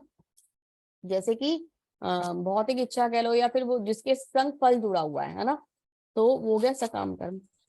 अभी यह कर्म, दूसरा हो गया विकर्म। जब हम कोई गलत इनफेयर वे में जब कोई काम करते हैं, मतलब अगर हम फेयर वे में बट फल की इच्छा के लिए कोई कार्य कर रहे हैं तो वो कर्म है। जब हम अनफेयर वे में कोई कार्य करते हैं तो वो क्या हो गया, विकर्म। गलत तरीके से कार्य करना विकर्म होता है, गलत काम, है ना। और जब हम ना अच्छे के लिए कार्य कर रहे हैं ना बुरे के लिए कार्य कर रहे हैं, मतलब ना हम पाप कर रहे हैं ना हम पुण्य कर रहे हैं, है ना, और ना ही हम कोई और फल की इच्छा वाला कार्य कर रहे हैं, तो जब हम सिर्फ और सिर्फ भगवान की संतुष्टि के लिए, भगवान की सेवा के लिए कार्य कर रहे हैं, तो इसे क्या कहा जाता है, इसे अकर्म कहा जाता है। ठीक है। अकर्म का सबसे अच्छा उदाहरण है नारद जी। भगवान की सेवा करने में हमेशा लगे रहते थे, नारायण नारायण नारायण करते रहते हैं और हमेशा भगवान की सेवा में लगे रहते हैं। तो अपने कर्मों की सारी आसक्ति को त्याग कर सदैव संतुष्ट तथा स्वतंत्र रहकर हरे कृष्णा। जिनका भी माइक एक्चुअली अनम्यूट चल रहा है, प्लीज म्यूट कर लीजिए, बहुत डिस्टरबेंस आ रही है। माता जी आप थोड़ा सा माइक पे ध्यान दीजिए। माता जी कर दिया मैंने। हरे कृष्णा। अपने कर्म फलों की सारी आसक्ति को त्याग कर सदैव संतुष्ट तथा स्वतंत्र रहकर वह सभी प्रकार के कार्यों में व्यस्त रहकर भी कोई सकाम कर्म नहीं करता। मतलब क्या कि अपने कर्म, हम सकाम कर्म जब करते हैं तो कोई ना कोई हमारा फल होता है ना। तो अब फल तो काम के संग जुड़ा हुआ ही है, लेकिन हम सकाम कर्म से मुक्त कैसे हो सकते हैं, हम सकाम कर्म से मुक्त हो सकते हैं हम उस फल की आसक्ति त्याग दी। जैसे मैंने कल आपको बताया था या पहले बताया था कि एग्जाम देने में अच्छे मार्क्स लेके आना इच्छा जो है वो अच्छी है ना, एक टारगेट मिल जाता है, लेकिन उसके संग आसक्त मत हो कि अब रिजल्ट क्या होगा, बस उसी चीज को लेके बैठे रहो। और रिजल्ट जब तक आपका काम था एग्जाम देना, आपने वहां तक उस रिजल्ट को एक लक्ष्य बनाकर काम करा, लेकिन अभी क्या है, जब वो काम हो चुका तो उसकी आसक्ति त्याग दो। अच्छा हो बुरा हो जो होगा वो भगवान का दिया हुआ होगा, ठीक है, तो वो छोड़ दो आप। ठीक, तो इस तरीके से काम करेंगे तो हम सकाम कर्म के बंधन से मुक्त हो जाएंगे। आगे क्या कह रहे हैं, आगे बता रहे हैं, जो व्यक्ति कृष्ण भावना में पूर्णतः लीन रहता है उसे आध्यात्मिक कर्मों के योगदान के कारण अवश्य भगवत धाम की प्राप्ति होती है, क्योंकि भगवान का हवन आध्यात्मिक होता है और हवि भी आध्यात्मिक होती है। जो भगवान की सेवा में लगा रहता है वो भगवान भगवत धाम अवश्य ही जाता है, क्योंकि वो बहुत बड़ा दिव्य कर्म होता है। इसमें से कुछ विशुद्ध ब्रह्मचारी श्रवण आदि क्रियाओं तथा इंद्रियों को मन में नियंत्रित करके मन में नियंत्रण रूपी अग्नि में स्वाहा कर देते हैं, तो दूसरे लोग नियमित गृहस्थ इंद्रिय विषयों को इंद्रिय में अग्नि में स्वाहा कर देते हैं। मतलब बेसिकली क्या बताया जा रहा है कि कुछ लोग तो ब्रह्मचारी बन जाते हैं और भगवान की भक्ति में लग जाते हैं, अपने मन को कंट्रोल कर लेते हैं और इंद्रियों को कंट्रोल कर लेते हैं। कुछ लोग जो गृहस्थ होते हैं, जो ब्रह्मचारी नहीं हो सकते ना, जिनकी फैमिली है, वो अपने घर में भी जब होते हैं, तो अब मैं अगर मुझसे कोई बोले तो या तो मेरी फैमिली में किसी को बोले तो भाई ठीक है मेरे हस्बैंड है कोई है, तो वो ब्रह्मचारी नहीं है ना, हम लोग नहीं है, हम कौन है, हम गृहस्थ हैं, है ना। तो जो गृहस्थ हैं वो भी भगवान की सेवा में लग सकते हैं, काम उन्हें भी वही करना है, इंद्रियों को कंट्रोल करना और भगवान की सेवा करना है। तो जरूरी नहीं है कि आप घर छोड़कर ही सन्यासी बनेंगे तभी आप क्या कहते हैं भगवान की सेवा कर पाएंगे। आप गृहस्थ रहते हुए भी, गृहस्थ के शास्त्रों अनुसार नियमों का पालन करते हुए भी आप भगवान की सेवा कर सकते हैं। तो कठोर व्रत अंगीकार करके कुछ लोग अपनी संपत्ति का त्याग करके तथा कुछ कठिन तपस्याओं द्वारा, अष्टांग योग पद्धति द्वारा भी अभ्यास तथा दिव्य ज्ञान की उन्नति करने के लिए वेदों का अध्ययन द्वारा प्रबुद्ध बनते हैं। कुछ लोग तो साधना करते हैं बड़ी बड़ी, कुछ लोग तपस्या में चले जाते हैं, कुछ लोग बहुत दान तप करते हैं, तो कुछ लोग ज्ञान अर्जित करते हैं ना। इसके द्वारा अलग अलग लोग क्या करते हैं, साधनाएं करते हैं। मानव जीवन में 4 आश्रमों के में सदस्य ब्रह्मचारी, गृहस्थ, वानप्रस्थ तथा सन्यासी पूर्ण योगी बनने की निमित्त है। मानव जीवन पशुओं की भांति इंद्रिय तृप्ति के लिए नहीं बना है। मतलब हम जो है, हमारी 4 कैटेगरी हो सकती है। ब्रह्मचारी, जब तक एजुकेशन कलेक्ट कर रहा है वो बच्चा, 25 वर्ष तक की आयु जो होती है वो ब्रह्मचार्य जीवन के लिए होती है। उसके बाद गृहस्थ में प्रवेश होता है जब विवाह होता है, परिवार होता है। वानप्रस्थ क्या होता है, वानप्रस्थ में जब वो उसकी परिवार की रिस्पॉन्सिबिलिटी पूरी हो गई तब वानप्रस्थ शुरू हो जाता है। परिवार में रहते हुए, परिवार के साथ मतलब रहते हुए और भगवान के संग कनेक्शन होता है। और संन्यास जीवन जो होता है ना, भगवान परिवार को पूर्ण तरीके से, चाहे परिवार में अब करंटली कलयुग में तो ऐसा नहीं हो सकता कि आप किसी जंगल में जाके बैठोगे, परिवार में रहते हुए ही उन सब चीजों से विरक्ति लेकर सिर्फ भगवान का ध्यान, संन्यास कहलाता है। ठीक है, तो ये हमारे लिए है। मानव जीवन पशुओं की भांति इंद्रिय तृप्ति के लिए नहीं बना। मतलब हम क्या खाने पीने भोग करने के लिए यहाँ नहीं आए हैं ना। ये तो मनुष्य से ज्यादा बेहतर कौन कर रहा है, पशु पक्षी कर रहे हैं या तो जानवर कर रहे हैं, जीव जंतु कर रहे हैं। हमें किस लिए भेजा है, भगवान ने अपनी भक्ति के लिए भेजा है। ठीक है, मनुष्य आध्यात्मिक जीवन को पूर्णतः प्राप्त कर सकता है अगर भगवान इन चारों आश्रमों को फॉलो करे। ब्रह्मचारी या शिष्यगण प्रामाणिक गुरु की देखरेख में इंद्रिय तृप्ति से दूर रहकर मन को वश में करते हैं। वे कृष्ण भावनामृत से संबंधित शब्दों को सुनते हैं और श्रवण जो है मूल आधार है। अतः शुद्ध ब्रह्मचारी सदैव भगवान के यश कीर्तन का श्रवण में लगे रहते हैं। तो सबसे अच्छा तरीका जो है भगवान को जानने का वो श्रवणम है। श्रवणम वो निब्दा विधि कोई वो टेक्निक है जिससे सबसे अच्छी तरीके से हम भगवान से कनेक्ट हो सकते हैं। हे कुरुक्षेत्र, जब यज्ञ के बिना मनुष्य इस लोक में जीवन सुख पूर्वक नहीं रह सकता तो अगले जन्म की तो बात ही क्या है। मतलब अभी जीवन सही नहीं चल रहा यज्ञ के बिना, तो आगे कैसे चलेगा। तो अब यज्ञ कौन सा करना है, यज्ञ वो वाला नहीं करना है जो द्रव्य यज्ञ है ना। हे परंतु द्रव्य यज्ञ से ज्ञान यज्ञ श्रेष्ठ है। प्रभु क्या पाद जी भगवान के बता रहे हैं कि द्रव्य यज्ञ यानी आहुति वाले यज्ञ से कौन सा यज्ञ श्रेष्ठ है, ज्ञान यानी बुद्धि द्वारा जो हम यज्ञ करते हैं, भगवान की सेवा करते हैं। भगवान की भगवत गीता बुद्धि द्वारा पढ़ी जा रही है ना, शास्त्र बुद्धि द्वारा पढ़े जाते हैं। तो कह रहे हैं कि उस यज्ञ से, द्रव्य वाले यज्ञ से बुद्धि वाला यज्ञ श्रेष्ठ है। हे पार्थ, अंतोगत्वा सारे कर्म यज्ञों का आस्वादन दिव्य ज्ञान में होता है ना। ये सब क्या है, दिव्य ज्ञान है ना। त्वदि प्रणिपातेन परिप्रश्नेन सेवा या ज्ञान कैसे मिलेगा। उपदेशयन्ति ते ज्ञानम ज्ञानी नस्तत्वदर्शिनः। क्या कह रहे हैं कि तुम गुरु के पास जाकर सत्य को जानने का प्रयास करो, उनसे विनीत होकर जिज्ञासा करो और उनकी सेवा करो। स्वरूप सिद्ध व्यक्ति तुम्हें ज्ञान प्रदान कर सकते हैं क्योंकि वह ही सत्य के दर्शन करें। तो ज्ञान कैसे मिलता है, ज्ञान गुरु से मिलता है। गुरु को ऑर्डर नहीं किया जाता मुझे गुरु जी ज्ञान चाहिए, उनके पास जाया जाता है विनम्र भाव से। उनसे रिक्वेस्ट करी जाती है कि मुझे आप अपने शरणागत कर लीजिए और मुझे भगवान का जो दिव्य ज्ञान है उसके साथ आत्म साक्षात्कार करा दीजिए। फिर श्रील प्रभुपाद जैसे गुरु जो है ना, वो हमें भगवान के द्वार तक का रास्ता दिखाते हैं।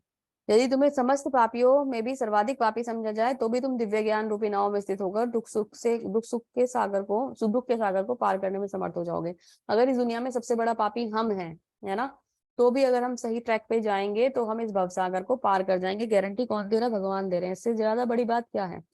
जैसे प्रज्वलित अग्नि ईंधन को भस्म कर देती है, उसी तरह अर्जुन ज्ञान रूपी अग्नि भौतिक कर्मों के समस्त कर्म फलों को खत्म कर देती है। तो मतलब क्या है कि जो भौतिक कर्म है ना, उनका जो बंधन बनेंगे, जब हम ज्ञान में आगे बढ़ेंगे, भगवान के नाम में आगे बढ़ेंगे, तो हम उस ज्ञान के द्वारा बंधनों को काट देंगे। जो श्रद्धालु दिव्य ज्ञान में समर्पित हैं और जो इंद्रियों को वश में कर लिया है जिन्होंने, वे इस ज्ञान को प्राप्त करने का अधिकारी है और इसे प्राप्त करते हुए वे तुरंत आध्यात्मिक शांति को प्राप्त होता है। तो जिसने अपनी इंद्रियों को कंट्रोल कर लिया वो भगवान की सेवा में लग जाता है और आध्यात्मिक शांति उसे मिल जाती है। जो व्यक्ति अपने कर्म फलों का त्याग करते हुए भक्ति करता है, जिसके संचय दिव्य ज्ञान द्वारा विनष्ट हो चुके हैं, वास्तव में ही आत्मनारायण है। हे धनंजय, वे कर्मों के बंधन में नहीं बनता। जो भगवान की सेवा में लग गया, जिसको ये समझ में आ गया है कि भगवान की सेवा ही सर्वोपरि कर्तव्य है, वो किसी भी प्रकार से बंधन में नहीं बनता। अतएव तुम्हारे हृदय के अज्ञान के कारण जो संशय उठे हैं उन्हें ज्ञान रूपी शस्त्र से काट डालो। हे भरत, तुम योग से समन्वित होकर खड़े हो जाओ और युद्ध करो। तो भगवान ने क्या कह दिया, जो भी संशय तुम्हारे हृदय में आ रहे हैं, जो भी परेशानी तुम्हें लग रही है, जो भी तुम्हें टेंशन आ रही है, जो भी कंफ्यूजन तुम्हारे मन में आ रहे हैं, जो भी रीजंस तुम्हारे पास आ रहे हैं, उन सबको इस दिव्य ज्ञान के शस्त्र से काट डालो। ज्ञान का मतलब ही क्या होता है, जो बेवकूफी तुम करने जा रहे हो, अगर ज्ञान आ गया तो उससे उस बेवकूफी को करने से रुक जाओ। तो भगवान अर्जुन को कह रहे हैं कि अब तुम्हारे जो भी डाउट्स थे इन्हें खत्म कर दो, और खत्म करके क्या करो, तुम युद्ध करो, खड़े हो जाओ और युद्ध करो। तो भगवान उसको ऑर्डर कर रहे हैं कि खड़े हो जाओ और युद्ध करो, मैंने तुम्हें बहुत नॉलेज दे दी। इसी के साथ प्रभुपाद जी इस चैप्टर को समराइज करते हैं, क्या कहते हैं, इस अध्याय में योग पद्धति का उपदेश हुआ है, वह सनातन योग कहलाता है। इस योग में दो तरह के यज्ञ कर्म किए जाते हैं, एक तो द्रव्य यज्ञ, दूसरा आत्मज्ञान यज्ञ, जो विशुद्ध आध्यात्मिक कर्म है। यदि आत्म साक्षात्कार के लिए द्रव्य यज्ञ नहीं किया जाता तो ऐसा यज्ञ भौतिक यज्ञ बन जाता है। मतलब जब हम द्रव्य यज्ञ यानी कि पदार्थों के संग जब यज्ञ करते हैं, काइंड ऑफ हवन करते हैं ना, हवन बोलते हैं हम लोग उसको, हम वो कर रहे हैं ना, और उसमें हमारा लक्ष्य क्या है, भगवान की प्राप्ति नहीं है या भगवान का ज्ञान नहीं जानना, तो वो क्या होता है, वो भौतिक यज्ञ बन जाता है। फिर ना हमें, जब हम भगवान के बारे में जानने के लिए उस यज्ञ को नहीं कर रहे हैं, या भगवान को जानने के लिए, उनसे आत्म साक्षात्कार के लिए उस यज्ञ को नहीं कर रहे हैं, तो कहीं ना कहीं फिर भौतिक लाभ की इच्छाओं के संग जुड़ जाता है। ठीक है, हम कुछ होते ना बड़े बड़े आयोजन लोग करते हैं शो ऑफ करने के लिए कि मेरे यहाँ आज हवन है जी आ जाना, मेरे यहाँ आज यज्ञ होना है जी आ जाना, है ना, कह देते हैं, और फिर वो अरेंजमेंट करते हैं और दिखाते हैं, और फिर चाहते हैं कि हाँ लोग मेरी तारीफ करें, अरे वाह भाई बहुत अच्छा आपने क्या कहते हैं यज्ञ कराया। तो हम ये चाहते हैं, तो भौतिकता हमारी उसके संग जुड़ जाती है। किंतु जब कोई आध्यात्मिक उद्देश्य या भक्ति से ऐसा यज्ञ करता है तो वो पूर्णतः पूर्ण यज्ञ होता है। मतलब यज्ञ तब पूर्ण होता है जब उसके अंदर इच्छा ही केवल आध्यात्म हो, कोई भौतिकता का दिखावा ना हो। आध्यात्मिक क्रियाएं भी दो प्रकार की होती हैं, आत्मबोध या अपने स्वरूप को समझना, तथा भगवान भगवान विषयक सत्य। जो भगवत गीता के मार्ग का पालन करता है वह ज्ञान की इन दोनों श्रेणियों को समझ सकता है। उनके लिए भगवान का अंश स्वरूप आत्मज्ञान को प्राप्त करने में कोई कठिनाई नहीं होती। ऐसा ज्ञान लाभप्रद है क्योंकि ऐसे व्यक्ति भगवान के दिव्य कार्यकलापों को समझ सकता है। इस अध्याय के प्रारंभ में स्वयं भगवान ने अपने दिव्य कार्यकलापों का वर्णन किया है। जो व्यक्ति गीता के उपदेश को नहीं समझ सकता वह श्रद्धा विहीन है, और जो भगवान द्वारा उपदेश देने पर भी भगवान की के सच्चिदानंद स्वरूप को नहीं समझ पाता, वह यह नहीं समझ पाता, उसे समझना चाहिए कि वह निमट मूर्ख है। जो भगवान के कहने पर भगवान की सारी बातें बता रहे हैं, उसके बाद भी अगर नहीं समझ पा रहा तो वो मूर्ख है, और सीरियसली वो मूर्ख है। भगवान कृष्ण भावनामृत के सिद्धांतों को स्वीकार करके अज्ञान को क्रमशः दूर किया जा सकता है। हम इस मोहता को खत्म कर सकते हैं जब हम कृष्ण भावनामृत में आ जाएंगे, भगवान कृष्ण की भक्ति में लग जाएंगे। तो ये चैप्टर जो है वो ज्ञान जो है वो भगवान के बारे में बताई गई चीजें जो है उसको समराइज कर दिया प्रभुपाद जी ने, और क्या बता दिया कि भगवान की सेवा से बड़ा कोई सत्य नहीं है। तो ये सब क्या है, भगवान से कनेक्शन करने के अलग अलग तरीके हैं, किस तरीके से आप जुड़ना चाहते हैं ये आपके ऊपर डिपेंड करता है। तो इसी के साथ हमारा ये अध्याय यहीं समाप्त होता है। श्रीला प्रभुपाद जी के द्वारा इतना अच्छे तरीके से हमें ये धीरे धीरे भगवत गीता समझाई जा रही है, और वो तात्पर्य वगैरह पढ़ के हम लोग इतने अच्छे से क्लियरली से समझते जा रहे हैं। तो बहुत बहुत धन्यवाद हमें करना चाहिए श्री प्रभुपाद जी का, कि उन्होंने मतलब इतने ईजी वे में इसे हमारे लिए रिप्रेजेंट कर दिया है ना। तो श्री प्रभुपाद की जय, भगवान कृष्ण की जय, हरे कृष्णा। बहुत बहुत धन्यवाद आप सभी का अंत तक बने रहने के लिए। हरे कृष्णा। हरे कृष्णा माता जी। हरे कृष्णा।